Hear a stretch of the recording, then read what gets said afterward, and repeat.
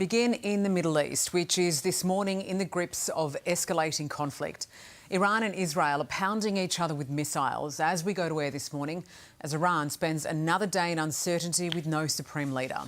Our correspondent Mimi Becker is in southern Israel, where missiles were launched by Israel on short notice.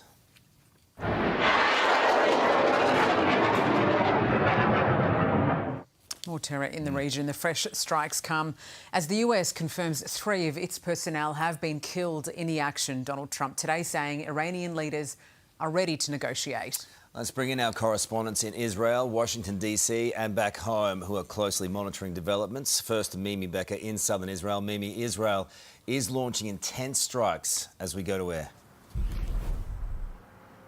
Carl, they are, and the Israeli government has just confirmed that they've extended the state of emergency for 12 days, and others are reporting it as a state of war. Israel did vow to light up the sky. It said it would take over, and that's exactly what has happened. It hit Iran, and more than 150 people died in a single strike at a school. But Iran has been quick to fire back. They've been targeting a residential area just outside of Jerusalem where 9 people were killed. They were sheltering reportedly in a bunker, and it was also a synagogue that's been hit. Iran is managing to still fire missiles despite scrambling to work out its leadership after the death of its supreme leader. There is a leadership council that has been elected.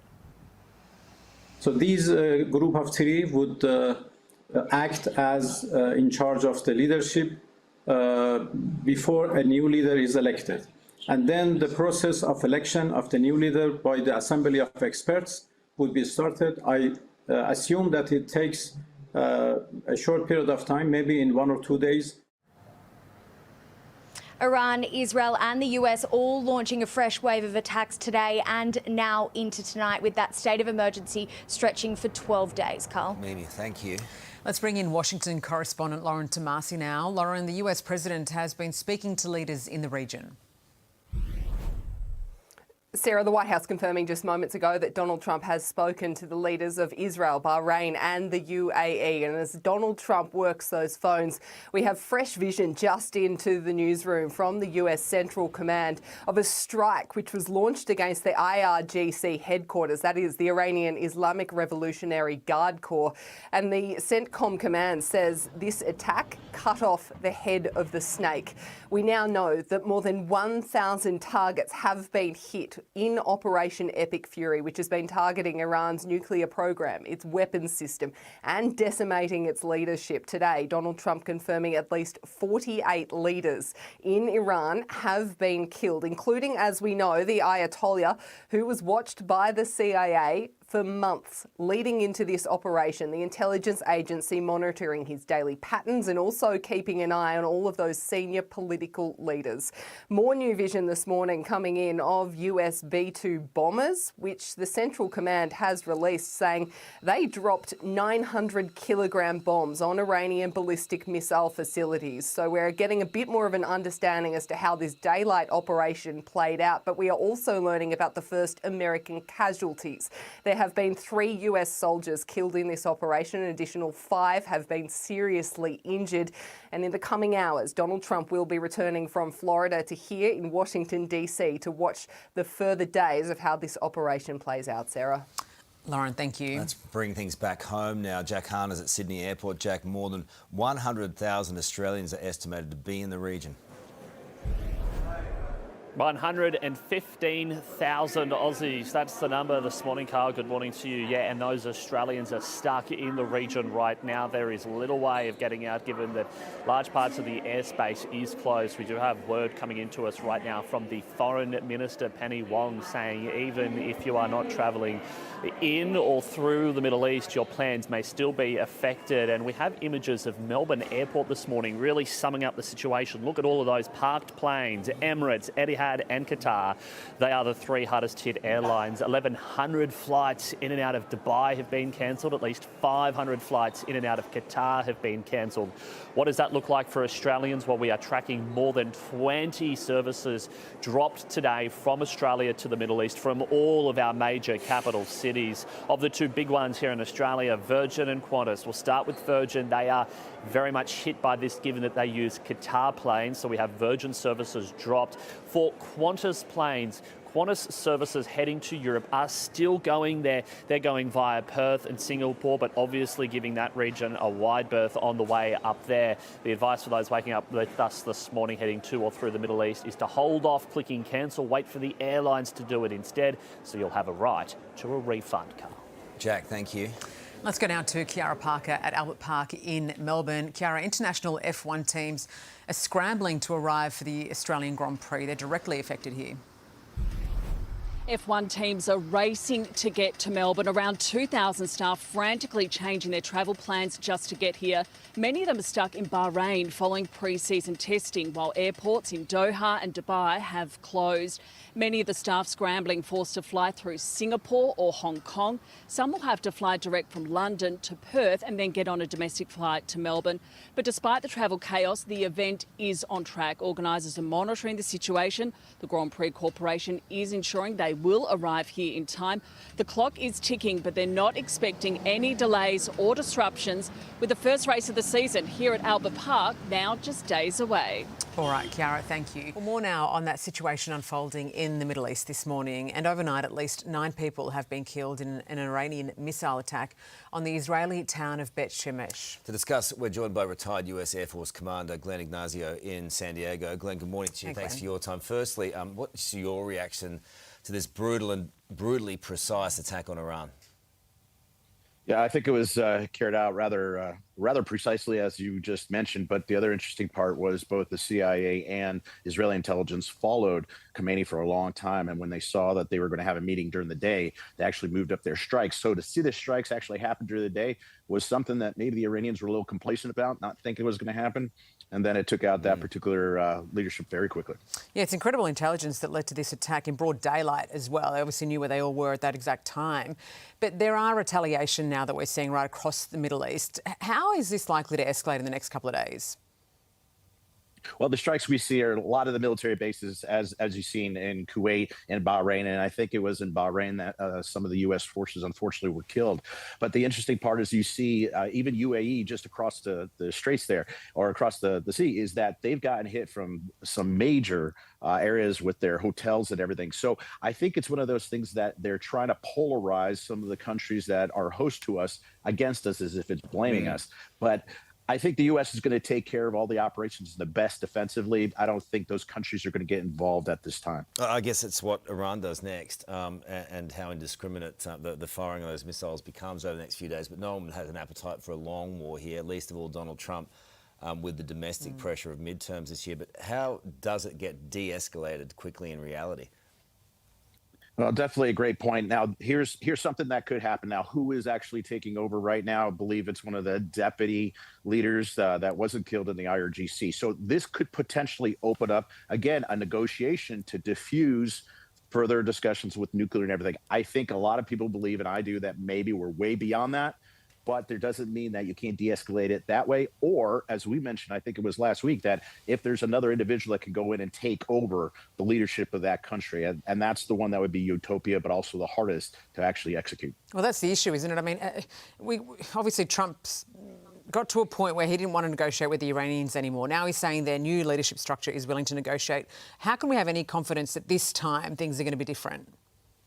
Honestly, I don't think it is. It's just changing the faces, and we're seeing this. I mean, this is years and years and years of mistrust with the country. So, again, if this didn't happen, I think that this would have just happened or escalated into a nuclear capability after the Trump administration, or if there's a weaker administration. So I don't trust that Iran would ever carry that out. And regardless if it's somebody new, I don't think that as well. So again, utopia would be that there's a regime change. Iranian people are free, thankfully. Scary would be IRGC taking over. Even scarier, sectarian violence and a power vacuum. Those are really the three options, unfortunately, in front of us. And hopefully the first one's being carved out. No, the power vacuum, I mean, that is just, that's going to be an awful eventuality if that is the case. But as Sarah points out, and I think it's a good point, the new regime is the old regime, isn't it? Yeah, in all honesty, it's just going down that chain. Everybody, of course, has their continuity of government, and they do too. And it's interesting because the supreme leader was always the final say on anything, whatever the IRGC wanted to do, the final say. So now the IRGC individual is in lead. They can do what they want without some kind of supreme authority or acknowledgement. So again, if they're becoming the leader, they're just going to go down and go down and go down the chain. So it's unfortunately that's the way it is. We are talking about a very complex system in Iran, though, as you know, Glenn, right? It's not just about the leadership. I mean, this goes to the judiciary, this goes to the military, this penetrates ideologically all of Iran, right? So it's not just about replacing who's on top. How are you actually going to, like, what is the plan by the US and its allies, perhaps Israel and others, in terms of actually helping the Iranian people to have a peaceful future? This isn't something that's going to happen in the next couple of weeks or months. Yeah, you're absolutely correct, and a great question. So I think one of the things that we needed to focus on was definitely organizing, getting the protesters and the people of Iran focused on that regime change. And as we mentioned, as if that was Reza, the son of the Shah, that is going to go in there, or somebody else, making sure we don't get that vacuum. So that's important. The second thing is as that moves through, being able to release the sanctions so that Iran can recover financially. And then lastly, I think having a lot of the host, I would say at least the surrounding Arab countries involved in rebuilding Iran would be the best thing moving forward as well. But it has to be staged and has to be built rather eloquently. So as you mentioned, very complex, but there are potentials to really make Iran better in everything. It's a very heavy powers watching on, right? Yeah, absolutely. I mean, what was it? Iranian ships, 9 of them were lost within the last 24 hours as well. So there's a lot of operations, both from a personal aspect of protesters to naval operations and everything else. So a very wide spectrum of warfare right now. Delicate. Foreign Affairs analyst Jasmine Al-Gamal joins us now to discuss. Jasmine, thanks for your time. So what was your reaction when you first heard the Supreme Leader was killed? I mean, it was incredible intelligence that led to that strike. Well, Sarah and Carl, thank you so much for having me on. Look, I mean, the big surprising move over the last few years, over the last few days, wasn't necessarily what's been happening in Iran in the last few days, but the timing of the strike itself. Once Donald Trump decided to strike, it was fairly predictable that he would go after the top leadership in Iran and try to neutralize at the offset as much of their offensive and defensive capabilities as possible. So regime change had been on the table. He had said before that it was better if the Ayatollah was no longer around. Obviously, we know that the Israelis had the assassination of the Ayatollah as one of their top priorities, and the U.S. operation was heavily influenced by the Israelis. So in that sense, it wasn't completely shocking to those of us following this situation for the last few years. I'm looking on how precise it was, and just how much of that leadership group was taken out was incredibly decisive. Changing regimes, though, is so fraught, as we've seen time and time again. And this will take time. This was a decades-long reign. What are we in for now? That's right, absolutely. I mean, the scenarios there are a few different scenarios that we're looking at, but obviously it's very, very uncertain. As you just said, regime change operations rarely turn out the way that they're meant to, which is smoothly and securely and safely, especially for people living in the region. So we're looking at a few different scenarios here. One, of course, is that the remaining leadership is shaken enough by what just happened that they come back to the negotiating table, strike a deal, even if it is not to their benefit, and just do that in order to save their skin and save what's left of the regime. Now, that could be not so great news for the Iranian people in terms of we could be looking at a Venezuela situation where the top leadership is taken away, but the rest of the oppressive apparatus is still there and still remains fairly oppressive. The other scenario, of course, is just a power vacuum and a proxy war for control, and that bodes really ill for the Iranian people and for the region as well. Well, that's the issue, I think, Jasmine, isn't it? Because we're talking about the Revolutionary Guard here that are currently now in power during this vacuum. I mean, they are notoriously brutal, as we all know. Thousands of Iranians have already been killed in these protesters. So internally, how does this play out for them? That's right. I mean, and it's not just the IRGC, but the Basij as well. I mean, you have all of these different security apparatuses, some of them in competition with each other. It's a very layered, complex internal dynamic. And they will be doing whatever they can to maintain as much of their power as possible. And so when the president is calling on Iranians to go out into the street and sort of use this momentum to take down the regime, that's not without its risks. You know, we're seeing reports of Basij already roaming different cities in Iran, making sure to quell any sign of unrest or protest before it begins. And so really, we are just at the very beginning of this, what could be a very long process in terms of the next chapter in Iran. Look, I mean, to see those people on the streets, the courage it took them to do that, the exuberance they felt, the exaltation they felt, you can understand after being hammered for so long and so many of their families have been killed and right around the world, that's catching fire. But it's one thing to see that and to do that, and then for there to be real change and real peace there is going to take some time. Absolutely, absolutely. I mean, you know, and we still don't know the full ramifications of this action by the U.S. and Israel. I mean, right off the bat, there were civilian casualties, of course, which is the product of any war, but it doesn't make it any less horrific. That school that was hit with over 100 girls that were killed right off the bat was really tragic to see. Terrible. You have Iran now retaliating against U.S. bases across the Gulf, and so we're waiting to see what the Gulf reaction is going to be, whether they're going to release some of the restrictions on U.S. operations from those bases against Iran, or whether they're going to join in the fight themselves against Iran with their own assets. All of that is going to have a role in shaping the next crucial few days and weeks. But I will tell you one thing that gives us maybe a little bit of hope is that we've just heard today reports that the Iranians and the Americans are talking about getting back to that negotiating table. And so one hopes that that is the beginning, at least, of some form of de-escalation in terms of the military confrontation between the two powers. Jasmine, thank you. Operation Epic Fury began in broad daylight on Saturday. Israel and the United States launching a coordinated attack on Tehran and a dozen other cities. Tomahawk missiles, suicide drones and more than 200 jets were deployed in the strikes, which targeted the compound and offices of Iran's supreme leader. Ali Khamenei, who ruled Iran with an iron fist for 37 years, was killed in the onslaught. Iran vowed the response would be crushing, and it was. Within hours, missiles hit Tel Aviv as the Iranian regime targeted American assets in the Gulf. Bahrain, Jordan, Kuwait, Qatar, Saudi Arabia and the UAE all attacked. And we're being warned the carnage isn't over yet. So to discuss, we're joined by political scientist Simon Jackman here in the studio. Simon, good morning to you. Hey, Simon. Strategy, intelligence and execution were unbelievable, and what a lapse by Iranian authorities. Yeah, although I think Mossad has had the upper hand in there. Tehran's been their playground for a long, long time.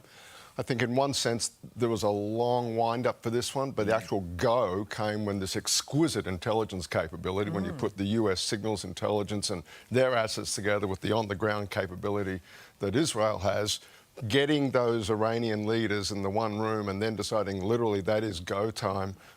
There's no one else on planet Earth with that type of ability to amass the intelligence and then follow through so quickly. One thing that the US and only the US can do. Which is why it happened during the day, right? I mean, this was brazen. And that's the point of it. Usually, to the extent there's a playbook for these things, we've seen a lot of it over the years, it's at night. The idea it came during the day and the start of the work week in Iran is on a Saturday, says they knew what they were doing, when and where. Can I ask you then, did the Iranians, I mean, there have been negotiations, right? Donald Trump has basically said he's had enough of them, or he called, rubbish on those talks. In the 2 days before this, the Iranians were saying things were looking promising. Is that why they had the confidence to go into a meeting with all of those head honchos, so to speak, in the same room? That's a great question. I don't think so. I think this is probably a meeting. They were probably doing meetings like this all along. I think they're probably doing that meeting because I think they sensed they were getting towards the end of the road. And in retrospect, an incredibly dangerous thing to do. I don't know that those negotiations were proceeding in good faith, to be honest. I think the United States had put a lot of energy into the slingshot. Half of America's deployable air assets were in the theatre, open source intelligence. So that was just a facade, those negotiations, for this? Pretty much. I think there was more assets being put into the region than enough for sabre rattling. This was clear signal of intent and a clear signal that regime change was top of the agenda. Taking the leadership out, I mean, it led to these, I think, beautiful celebratory scenes that you saw on the streets around the world, including here in Sydney. You know, the Iranian flags, Australian flags, fireworks going off. So there is that part of it, this horrible, brutal regime, or at least the top of it, has been taken out. But changing regime, what happens in the next couple of days and weeks, as evidenced by, you know, the last couple of times a regime has been toppled, becomes really difficult. What happens from here? Carl, air power has never been sufficient in and of itself to bring about regime change. Capital R, capital C regime change. Iran is not Venezuela, right? It's not like the United States has been quietly negotiating with other figures inside the Venezuelan government to say, yeah, we can work with you. We'll come snatch the leader, right?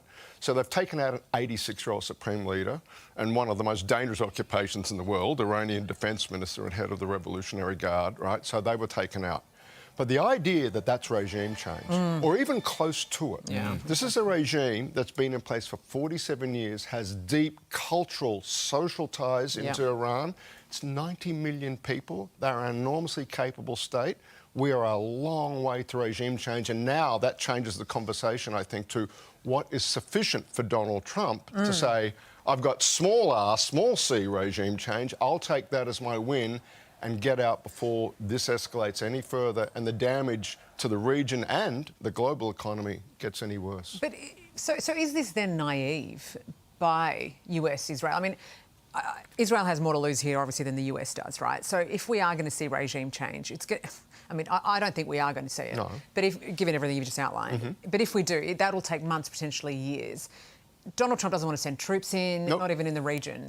So how will the regime change? You can't just rely on the hope of those living within Iran. It is a fundamentally degraded Iranian regime, first with the strikes last June, now this. They are wiping out their military capability. So yes, you will have an Islamic Republic still there. You will have a Revolutionary Guard still hand in glove with the regime. Probably still repressing its people brutally, but with less capability and perhaps being taught a lesson by the rest of the world. Stop messing in the region. Stop using proxies to destabilise Israel. Stop doing terrorist attacks in places as far away as Australia, right? So maybe we get a different small r, small c regime change, and Iran that's back on its heels and in its box might be about the best we can hope for. I don't understand the complexities anywhere near as well as you do and others around the world who do this on a daily basis, but to see the celebration of people for me is a wonderful, wonderful thing, right? It's good that he's gone.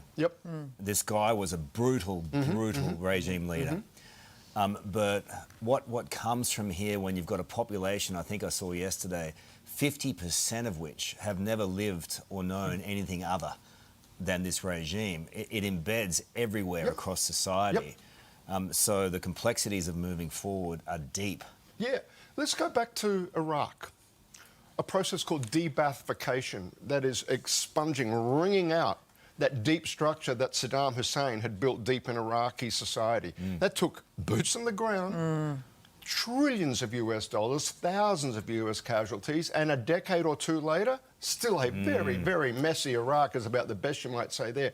We're not putting boots on the ground in Iran. We're not doing anything close to that. So calm your jets, tap the brakes on expectations that might result from this. It is a great thing to see that 86-year-old dictator gone, right? And no one is mourning his passing, at least not in the West, right? Few. But we are a long, long way from opening the door on a democratic Iran. If you're on the Revolutionary Guard, there is no plan for you in a democrat. There's no place for you in a democratic Iran. And they know that, and that's why we're seeing thousands killed. Right? It's just As awful deep and horrific. majors and colonels are now coming up through the system to replace assassinated generals and above. And surrounding Arab nations will not want this to go on for long. And that's the other thing. Yeah. Dubai can't take the pain for too long That's either. right. That's another really interesting part of the chess game here. Good on you, mate. Well, more now on the Australians caught up in this conflict with Dubai and Doha coming under attack. We're joined now by Aussie expat Rob Loxton in Dubai and CNN producer and Aussie Antoinette Radford in Doha. Rob, first of all, and again, thanks you two for your time. It's been dangerous 48 hours, Rob. How are you right now? Yeah, hey Carl, thanks for having me on. I'm feeling honestly pretty positive. It's been an interesting 24, 48 hours to say the least, but I found somewhere pretty safe right now, and I'm staying positive, and all my friends and family here are safe. So I'm trying my best to just be positive here. Well, I couldn't believe it yesterday. I've got so many friends in Dubai, and we were as a show there last year, and we'd been to the Fairmont as well. When you saw all that happen and some of these landmarks hit, what was your reaction?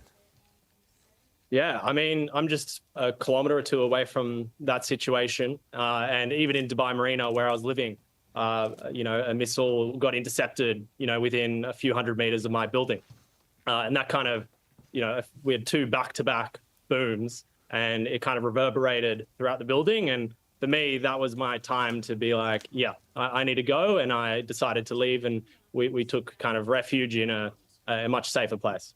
I'm glad you're okay. Antoinette, what's your experience like being in Doha?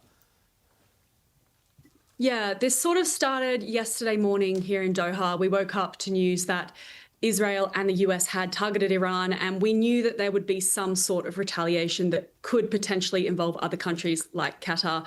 I went out to the shops to get some groceries. We just weren't sure what that would look like. And by the time I got back, there was a shelter-in-place warning. A shelter-in-place warning just essentially means stay where you are. Shortly after we got that, we were told that missiles were coming into Doha. What happens is you can hear them. So you can hear like loud booms, as Rob said, which is when they're being like intercepted by the Qatari air defences.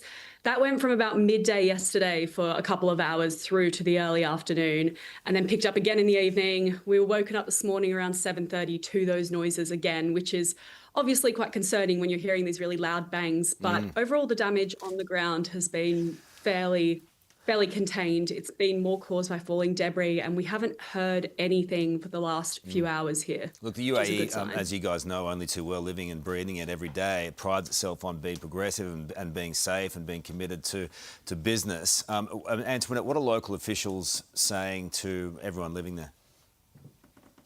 Local officials here in Qatar have been quite good with the communications. We're getting alerts really often. We're being told to work from home through the week. Universities and schools have been told to go remote.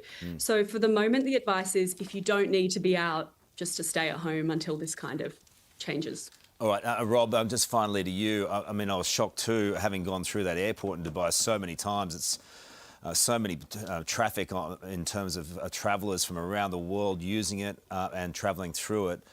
What are you going to do personally? You're just going to ride it out?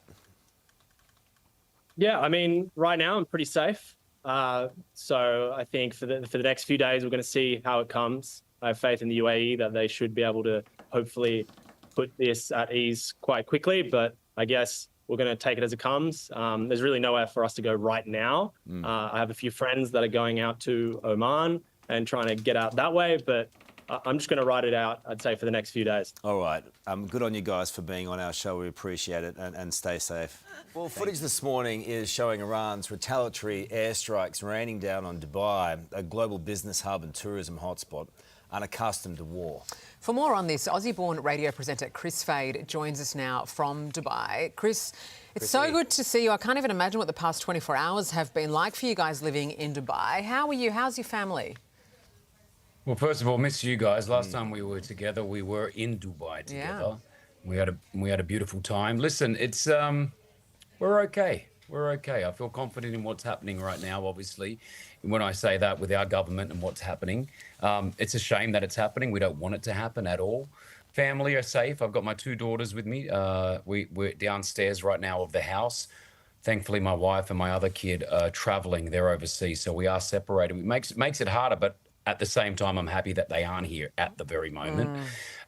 Feeling is shock. I don't think we ever expected it. We never wanted it. The country never wanted it. The people never wanted it. But here we are having to deal with night 2. It's just gone nearly 1 a.m. here. And it's been fairly quiet. You know, yesterday we heard a lot. We felt a lot. Today it has been less. Chris, I spoke to you yesterday a number of times, and I know how anxious you were, right? Because there were so many unknowns at that point. And you're just a dad at the end of the day, and you want to protect your family. And I thought it was a very powerful message you sent out on social media. But when you're seeing things like the Fairmont Hotel, you're seeing the airport, and it was shocking to you. Yeah, it was shocking. It was a surprise. I've called Dubai home for 19 years. I left Sydney back in 2007, and I've never looked back. I love Australia, but this is my home, and it will always be my home. I'll never leave this place. A lot of people are saying, come back. I'm like, come back from where? This is my home right now. Yeah. This is what I call our people are amazing. The society's great. It's so gorgeous. What I've felt in the last 24 hours, it's crazy. You know, we watch this on the TV. You see attacks, you see war, but you're watching it in your safety back home in Australia, for example, or here in Dubai. To be part of it, it's an eerie feeling, and having to have that conversation with your kids and explaining to them what's happening and what could happen. It's not a great thing. As a father, obviously, you know, you want to protect your family. As a mother, you want to protect your family. So, you know, we're okay. Right now, the city is still operating. The metro's running. The trains are going. The taxis are going. Restaurants are still open. What we're seeing on social media right now is an exaggeration to some extent. But we're okay. We're okay. You said, Chris, this has been obviously very unexpected for the people of Dubai, right? And you're not directly involved in any kind of war, but it's just the Gulf region in general that is now compromised. And I guess there's so many unknowns in the days and weeks, potentially months to come as well. We know the airports, for example, have been shut down right across the region, particularly in Dubai being such a hub. So many Aussies are stranded there. So what does that look like going forward? Has there been, like, what kind of information is being relayed to the citizens there, to those travelling? What kind of insight can you give us? All right, so first of all, from an Australian point of view, we have about 25,000 Australians living here in the UAE, and you know, the Consul General and their team are doing a fantastic job communicating. At this point, if you ask most people, they don't want to leave. Like myself, I don't want to leave. If there was an opportunity to get a plane out right now, I don't want to take it. I feel sufficient, and I feel that we are safe. We are okay with. If you could imagine the amount of different missiles and drones that have come to us in the last 24 hours and what actually has hit, they've done a remarkable job. What they are communicating though right now is to sit still, stay safe, stay inside. Everything that's really caused a lot of the destruction, from what we've learned, is the debris. It's not an actual hit. It is the debris of the attack being stopped in the air and then it's falling down. So, you know, what we've seen, you know, with the Burj Al Arab, you may have seen the beautiful sail building. That was debris. A lot of it is debris. So, you know, again, I can't talk for everybody, but I'll talk for myself. I want to protect my family, but I don't want to go anywhere right now, and I will stay in Dubai for the time being. We've had a quieter night. We're praying and we're hoping that it remains like this, and hopefully some negotiations are happening that will settle this, you know, for a long time. Good on you, mate. Yeah, thanks for joining us, Chris. I love it there as well, mate. I love the UAE, and some great people there, and we wish you all the very best, mate. Stay safe, you and your family. Stay safe. Lots of love. We will. God bless, guys. Thank you. Thank you, Chris. Well, the strikes on Iran are having an impact on the Australian Grand Prix this morning, with Formula One teams racing to get out of the Middle East. For more, we are joined by Australian Grand Prix CEO Travis Auld, now from Albert Park in Melbourne. Travis, good morning to you. This would have been quite a headache for you from, you know, a very different perspective, I guess. Globally, travel has been impacted, and we know now that some of those teams are still stuck in the Middle East. How is this going to affect Melbourne? Morning, Sarah. Morning, Carl. That's right. The events of the weekend have certainly meant there's been some reshuffling of some travel plans, but the Formula One organisation are very good at moving people around the world. That's what they do, and so they've been able to do that, and we're not expecting any impacts on our race. Can you explain that a little more? Because I'm sure, you know, when this initially happened, it must have sent your world into a massive spin. But what are the logistics of getting people out, and from where is obviously mainly Bahrain, but give me an idea of the logistics of the number of planes, the number of personnel, and how they actually do get out. Yeah, I mean, a lot of this is done by Formula One. So you're talking about teams, drivers, Formula One personnel. I'm guessing there'd be close to 1,000 people that would have already booked their flights and would be landing somewhere between sort of today, tomorrow, Wednesday. So they had to all be changed. But a lot of people around the world are doing the same thing, and so you're competing obviously with that increase in demand. So, but they've been able to sort it out is the important part. All the freight is sort of here and ready to go, and so we're in a space where we're really confident there'll be no impact. What could potentially be compromised, Travis? Because you must have some contingency plans in place. You know, should equipment, should personnel, and so on not arrive in time. Yeah, I'm sure the teams, for example, have contingency plans. I think there's obviously critical race staff, and they've been prioritised, and they were the first ones to confirm their new flight plan. So that was all done. I think some of the ones coming out now, probably you could continue the race without them, but luckily we've been able to get everyone that needs to be here. Okay, so just to clarify on that, there are personnel waiting to get out on flights, but it doesn't look like there are going to be flights any time that we can see in the immediate future. So how are you going to be short? Yeah, no, the people that are coming out are from largely UK, Europe, are the ones that we're moving at the moment, and so that's where the focus has been. Have you got any drivers who aren't able to get out yet? No. The drivers will be here, the engineers will be here, the team principals will be here. They're the ones that have been prioritised, and so we won't. You won't see any sort of surprise drivers under a helmet. And the cars themselves, because I know a lot of them get tested in Bahrain just before they enter the season with this Grand Prix. Yeah, they're all sitting on the main straight now in containers and ready to be put in the garages, ready to go. So in your world, and we're all looking forward to it so much, it doesn't look any different to previous years? No, it won't. Obviously, the circumstances have changed things in the lead up, but this is a major event. There's always things you need to be able to work around and change plans and be agile, and so that's just what the team are used to doing. Yeah, quite the spanner in the works to be thrown ahead of the Formula One Grand Prix season launch. But Travis, thank you for joining us this morning. All the best for the season opener in Melbourne. We can't wait, my friend. It'll be great. No problem.